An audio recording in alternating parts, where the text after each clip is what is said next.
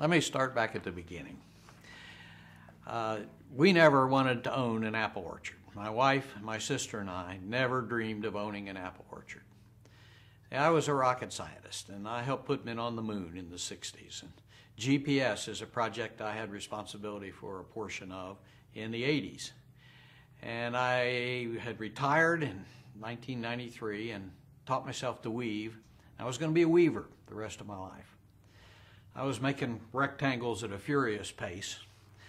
My sister came to visit us one Wednesday. She was a realtor in Cary, North Carolina. She came to visit us on a Wednesday. I know for sure it was a Wednesday. If it had been any other day of the week or any other week of the year, we wouldn't own the orchard. She watched me weave for a little while, said I was the only type A weaver she'd ever seen, and then got bored and started reading the Spruce Pine newspaper. Now that's a 10-page newspaper if it's been a busy week, and it only comes out on Wednesday. That's how I know what day she came to visit us.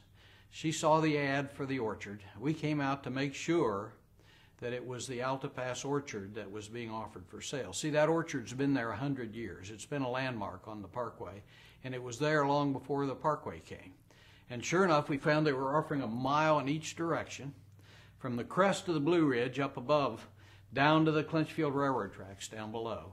And it cost what a medium-priced house in Spruce Pine would cost for 288 acres. We got to talking about that, and we were afraid that someone would buy it and that beautiful spot along the Blue Ridge, that historic spot, would disappear. So 2 hours after my sister saw the ad, she called the man. It was a Florida number. She called the man. The man picked up the phone, and we bought the farm. Now, we weren't the first caller. There were 4 calls on the answering machine. And the man had walked in when our phone call rang. And we found later that one of the first 4 callers was a developer. And up above the orchard, up there along the top of the Blue Ridge, he had already mapped out 140 lots across the view. And all we had to do was sell him 5 acres to get him started, and he would give us as much as we paid for the whole orchard. My sister said no. Her dream was to see this place never developed. So he raised the price.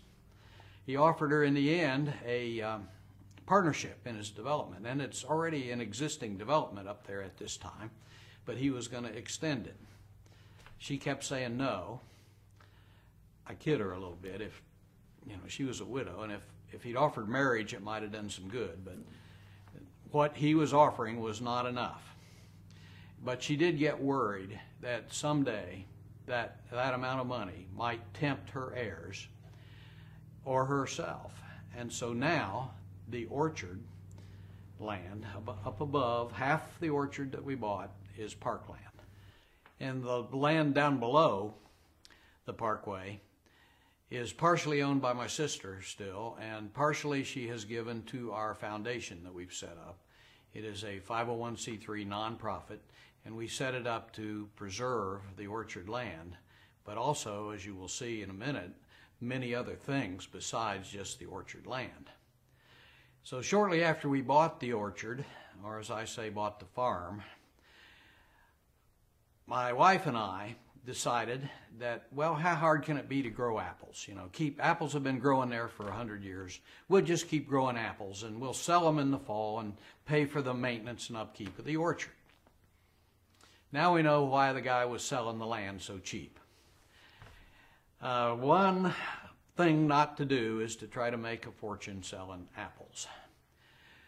Well, but a local historian, Harley Jolly, who taught at Mars Hill College and is retired and is a recipient of the Order of the Longleaf Pine in the state of North Carolina, told us that we had bought historically the most active place on the Blue Ridge.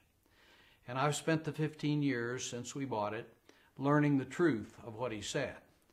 And the stories that I tell are always stories about people and events that touched the land, touched the orchard, one way or another.